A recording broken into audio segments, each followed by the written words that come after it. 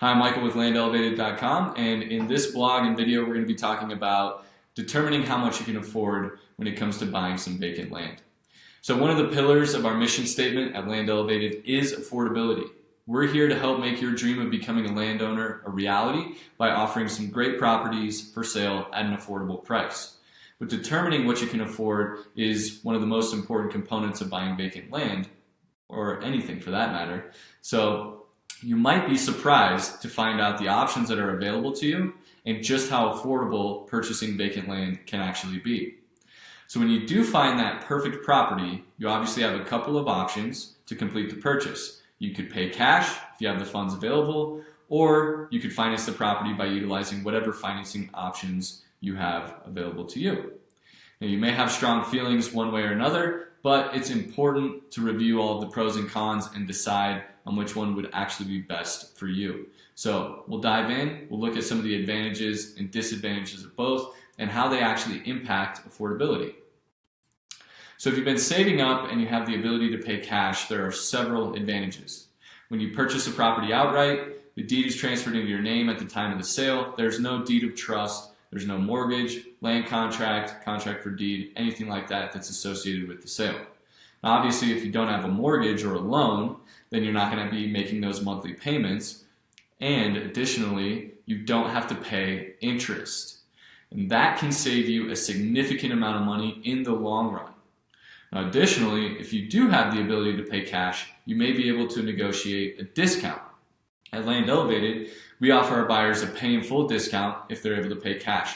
And sometimes that's upwards as much as 10% off the original list price. Now, some of the disadvantages. Not everyone has thousands of dollars saved up to purchase vacant land, but if you do, chances are that you've had to save that money over an extended period of time. And during that time, you don't own any land, and you might have missed out on a great opportunity because you didn't have enough money saved up to make the purchase. Now, additionally, you're not able to take advantage of the concept of leverage. So what is leverage? Leverage, any cash that you use to purchase the property cannot be used on anything else. You can't use it to develop the property or make any other improvements down the road after you make the purchase. This could further delay your timeline to develop the property and as you start to save again. Now, another disadvantage is that your affordability is limited based on the cash that you have saved up or available to buy the property. So a property that might serve you better, make a better investment, might be just out of your budget, forcing you to hold off on the purchase even longer, and then you could have lost that property to somebody else being able to step in and buy the property.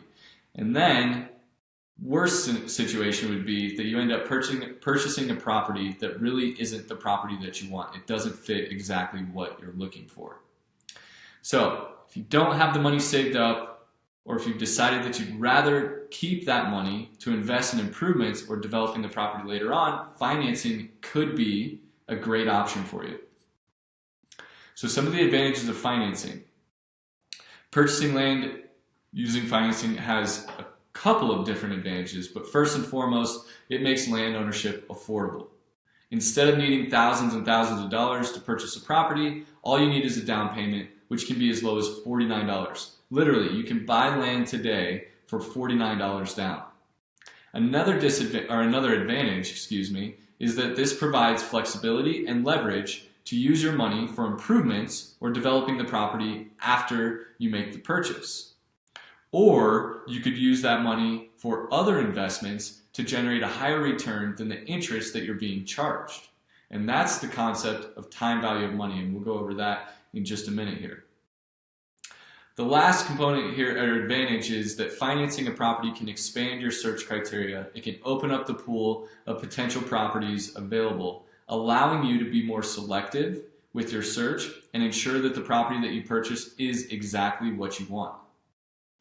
Now, the disadvantages. Obviously, anytime that you finance something, there's almost always going to be interest charged.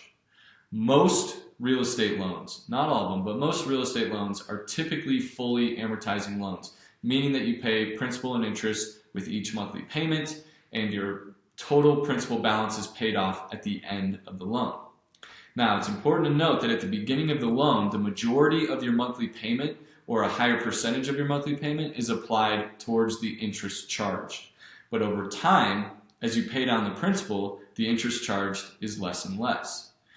Depending on the term, which is the length of the loan, you could end up paying a significant amount in interest. Now, another disadvantage is that depending on how the purchase is structured, you could have a lien recorded against the deed, or you could be purchasing the property using a contract for deed or a land contract. Now, this doesn't really have much of a negative impact. It is very common, but the important thing to note is if you don't make your payments on time, you risk losing the property to forfeiture or foreclosure. So if you're financing the property, make sure that you are staying within your budget and it's something that you're able to afford so that you don't risk losing the property. The last thing is if you're financing the property, your ability to negotiate might be limited. Most sellers put value on you paying as much as you can up front. That's why they will oftentimes offer a discount for if you're paying cash and buying the property, paying in full. So if you do need to utilize financing, they're not quite as motivated. They're not recognizing all of that money up front. So your ability to negotiate may be minimized. So how to run the numbers. Now, there are a couple of different philosophies when determining whether it's best to pay cash or utilize financing, but it all depends on your personal situation. Now, when you pay cash, your holding costs are going to be minimal and you don't have a reoccurring monthly payment. But again, you've lost some of your ability to leverage that investment. And as I mentioned above, this is really summarized as the time value of money concept, which is defined as money available at the present time is worth more than the exact same amount of money that's available at a future date solely because of its potential earning capacity. So I'll give you an example. $1,000 today is worth more than $1,000 1 year from now, because with $1,000 today, I could invest that money and I could earn interest. That could appreciate over time. And in 1 year's time, let's say I got a 10% return over that 1 year, my $1,000 now becomes $1,100 compared to $1,000 a year down the road. So this core principle of finance, again, holds that provided money can earn interest, any amount of money is worth more the sooner it is received. So the time value of money concept is also referred to as the present discount value, and I've got a link that I'll include down here below. There's a great definition of the present discounted value and a great video on how to understand the concept in more detail. And we'll talk about that a little bit later as well. There are several calculators out there that can help you really run these numbers. We'll include a link down below to calculatorsoup.com. It has a bunch of different calculators that you can use depending on what you're trying to analyze. But it'll really help you understand the time value of money and whether or not you can leverage the money to better your situation. So one other thing to note. It can be challenging to obtain financing for a single one-off improvement like installing a septic system or a well. So you're going to want to keep that in mind in your decision. If you use all of your money to purchase the property with cash up front and you don't have anything left over for these single one-off improvements, it's going to take you a lot longer and you're not really going to be able to finance those individual one-off improvements. Now, if you have a big construction project, you're building a house or a cabin, you might be able to get a loan for the construction project, and then you can include all of those single one-off things in that construction loan. But if you're looking to do it piece by piece, it's going to be a lot harder to obtain financing for those individual improvements. Now, if you do decide to finance the property, it's important to understand the numbers and the different types of loans that are out there. And I mentioned above that the most common type of loan is a fully amortized loan, but there are a bunch of other different types of loans that are out there. Secured loans, unsecured loans, interest-only loans, negative amortizing loans, fixed-rate loans, variable rate loans, loans that have a balloon payment. The list goes on. So we'll discuss this in a little bit more detail in Chapter 8, but we quickly want quickly want to show you how to run the numbers on the most common type of loan, which is the fully amortizing loan. Now, a fully amortizing loan means that the buyer is paying both principal and interest with each payment, and again, the loan is fully paid off by the end of the term. There are a number of different mortgage calculators out there. We use one called Zimple Money, Z-I-M-P-L-E Money. We'll include a link to that down below. But essentially, you can go into one of these mortgage calculators, you plug in the numbers, and it'll show you the amortization schedule. And the amortization schedule shows you just how much of each payment is applied towards the principal and how much of it is applied towards the interest. So, in our article and down below, we'll include an example of a $10,000 loan at a 7.5% interest rate with a 2-year term. So if you pull that up, you'll see that the start date of the loan, you're making payments of $450 a month.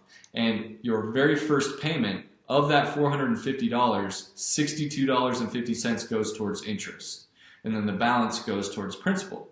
Then if you go down and look at the end of your amortization schedule showing you the last few payments that you have, of your $450 monthly payment, only $5 to $10 is being applied to the interest, and the rest goes towards the principal. So the balance of the loan gets paid off much quicker towards the end of the term. Now, another thing to keep in mind here. In this example, we've got a $10,000 loan at a 7.5% interest rate over a 2-year term. You're going to be paying $799.90 in interest over that 2-year term.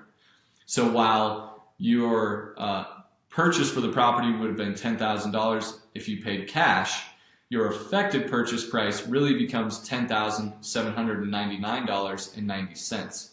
However, if you don't have to put any money down, or you put a minimal amount down and you have that money to invest elsewhere, as long as you can invest that money elsewhere or utilize it in another way to gain more than $799.90 in value, then it's going to be better for you to leverage your investment and finance the purchase. So the last thing I'm going to comment on is to make sure that you stay within your budget. There are a number of tools out there to help you track your finances, determine what discretionary income you have available after your monthly expenses. If you do decide to finance your purchase, make sure you stay within your means and that you're able to make your monthly payments so that you don't lose your property. So we hope this was valuable to help you understand how to calculate what you can afford and how to run the numbers in your analysis to determine if you should purchase with cash or financing. There's obviously pros and cons to either, and every situation is going to be unique. So do your homework. If you have any other questions, we're always here to help, and thanks for watching.